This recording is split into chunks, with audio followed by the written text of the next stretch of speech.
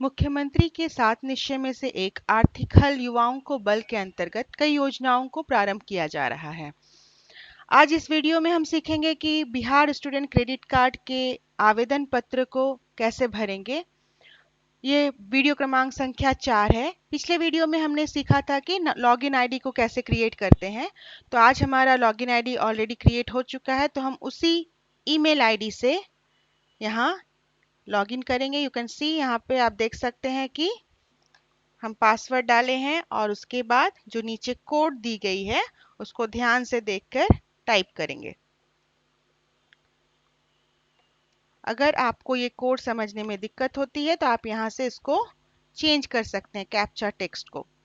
जैसे ही हम लोग लॉगिन करते हैं, देखिए हम स्कीम, जो Bihar student credit card scheme को अप्लाई करना चाहते हैं उसको सिलेक्ट करेंगे ड्रॉप डाउन से, और करने के बाद उसको अप्लाई करेंगे। जैसे ही हम अप्लाई की बटन क्लिक करते हैं, हम बिहार स्टूडेंट क्रेडिट कार्ड के रजिस्ट्रेशन फॉर्म को खोल लेंगे, ये आवेदन पत्र, जिसमें हम सबसे पहले पैन कार्ड नंबर डालेंगे। तो पैन कार्ड नंबर हम लोग बिल्कुल सही तरीके से एंटर करेंगे, नहीं तो ये इनवैलिड दिखाएगा कि आपका पैन कार्ड नंबर सही नहीं है। तो इसको ध्यान से भरकर हम लोग नंबर ऑफ डिपेंडेंट्स, चूंकि ये बैंक के लिए फॉर्म है, आप लोन अप्लाई कर रहे हैं इसलिए ये वहाँ पर रहता ही है। तो चूंकि आप लोग ज़्यादातर सब स्टूडेंट्स हैं, तो यहाँ पर हम नॉट एप्लीकेबल भरेंगे, नंबर ऑफ डिपेंडेंट्स। उसके बाद अगर आप 12वीं पास हैं तो आप एजुकेशनल क्वालिफिकेशंस भरेंगे। मोबाइल नंबर आपका अपने से ले लिया है क्योंकि आप लॉगिन पेज में ऑलरेडी भर चुके थे। अगर घर में आपका लैंडलाइन नंबर है तो उसको भरेंगे, अगर नहीं है तो नॉट एप्लीकेबल लिखेंगे।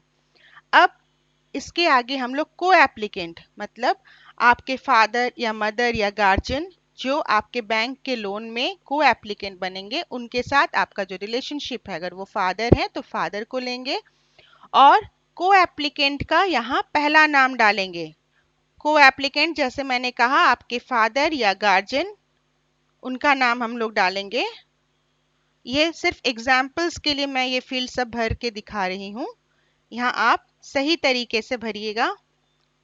इसमें आप अपने पेरेंट्स का या को एप्लीकेंट का मदद ले सकते हैं इस फॉर्म को भरने में। यहाँ जो फादर्स नेम है वो को एप्लीकेंट के फादर्स नेम, मतलब आपके पिता के पिता का नाम यहाँ पर भरना है। तो यहाँ पे उनका नाम भरेंगे और फिर माँ का नाम, यहाँ माँ का नाम पूजा देवी, और उसके बाद ईमेल आईडी जो को एप्लीकेंट है उनका, आपका नहीं। यहाँ पे देखिए फॉर्मेट दिया हुआ है कि कैसे भरना है। इसमें डेट ऑफ बर्थ भरना है, जो आपके को एप्लीकेंट हैं, जो आपके पिता या गार्जियन है, उनका डेट ऑफ बर्थ भरना है। और उसके बाद टेलीफोन नंबर, अगर घर पर है तो उस नंबर को डालेंगे जो लैंडलाइन, अगर नहीं है तो नॉट एप्लीकेबल देके यहाँ पर प्रॉपर मोबाइल नंबर डालेंगे।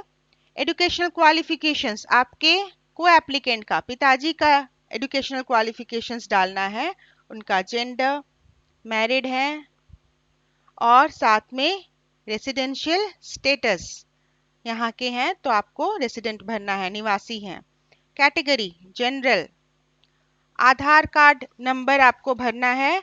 आधार कार्ड नंबर आपका 12 डिजिट का होता है, तो उसको आप लोग ध्यान से देख के अपने गार्जियन से पूछ के उसके बाद भरेंगे कि आधार कार्ड नंबर सही लिखना है। उसके बाद पैन कार्ड नंबर, यहाँ पे आपको पैन कार्ड नंबर किसका, अपने को एप्लीकेंट का, उनका पैन कार्ड नंबर अपने पिता का या फिर जो आपके गार्जियन हैं उनका भरना है। रेसिडेंशियल सर्टिफिकेट भरना है, उनके नंबर ऑफ डिपेंडेंट्स, और साथ में पासपोर्ट नंबर, पासपोर्ट का एक्सपायरी डेट, ये सारा चीज जो है पासपोर्ट और वोटर आईडी ये सब ऑप्शनल है, मतलब नहीं भी भरिएगा तो चल सकता है क्योंकि यहाँ नॉट एप्लीकेबल का बॉक्स आ रहा है। आप देख सकते हैं बैंक अकाउंट नंबर भी आप भरेंगे, मैं यह सिर्फ एग्जाम्पल के लिए भर रही हूँ, ये फॉर टाइम बीइंग यहाँ पे मैं दिखा रही हूँ कैसे एक एक फील्ड को भरना है। यहाँ पे बैंक का नाम, बैंक आईएफएससी कोड और उसके साथ नेक्स्ट करेंगे। आप देख सकते हैं यह जो बिहार स्टूडेंट क्रेडिट कार्ड का फॉर्म है वो कई चरणों में बटा हुआ है। तो हम लोग पहला चरण जो है पर्सनल इंफॉर्मेशन भर चुके हैं, अभी दूसरे हिस्से में है रेसिडेंशियल एड्रेस, उसके बाद है फिनेंशियल इनकम इंफॉर्मेशन, किनका, आपके को एप्लीकेंट का, उसके बाद है लोन रिक्वेस्ट का सेक्शन, फिनेंशियल डिटेल्स आपके गार्जियन का, उसके बाद बैंक का डिटेल्स और उसके बाद रीपेमेंट पेमेंट। तो ये कई चरणों में है, तो आज हम लोग सिर्फ 3 चरण सीखेंगे भरना अप टू फिनेंशियल इनकम तक।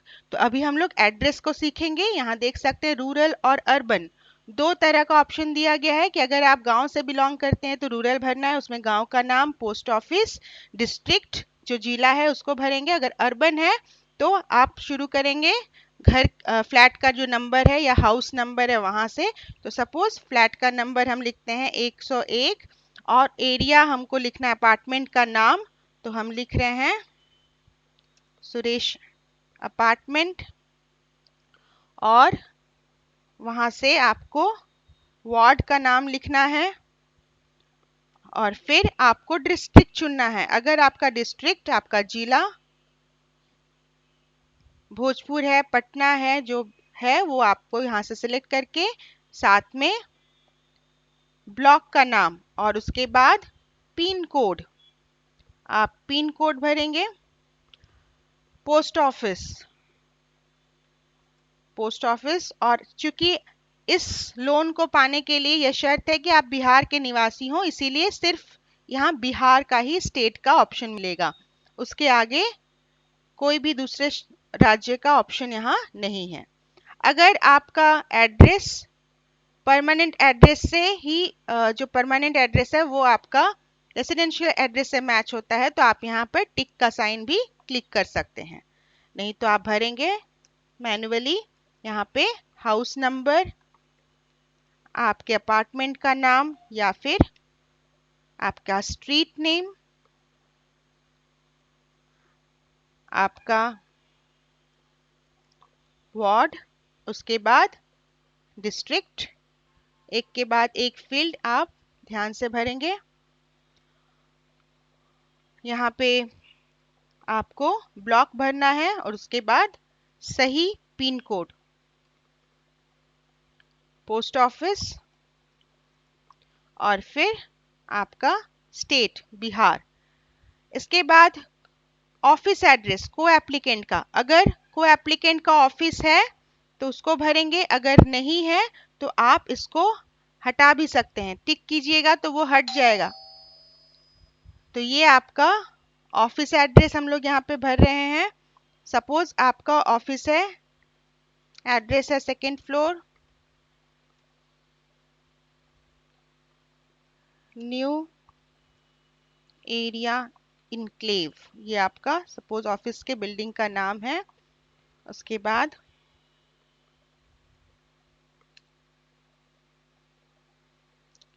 ध्यान से ऑफिस, किसके ऑफिस का हम लोग भर रहे हैं, अपने गार्जियन का, अपने को एप्लीकेंट का। तो आप को एप्लीकेंट का पूरा इंफॉर्मेशन, उनकी जानकारी इस फॉर्म में भरेंगे। ये बैंक का फॉर्म है इसीलिए ध्यान से अपने गार्जियन की मदद से आप इस फॉर्म को भरिएगा। और उसके बाद पोस्ट ऑफिस, ये डेटा फॉर टाइम बिंग हम लोग एग्जाम्पल देख रहे हैं, ये देखिए बिहार है। और उसके बाद सारा एड्रेस भरने के बाद हम लोग तीसरे चरण में पहुंच गए हैं, ये है फिनेंशियल इनकम। ये आपका तीसरा चरण है। किनका फिनेंशियल इनकम, आपके पिताजी का या फिर गार्जियन का, उनका भरना है।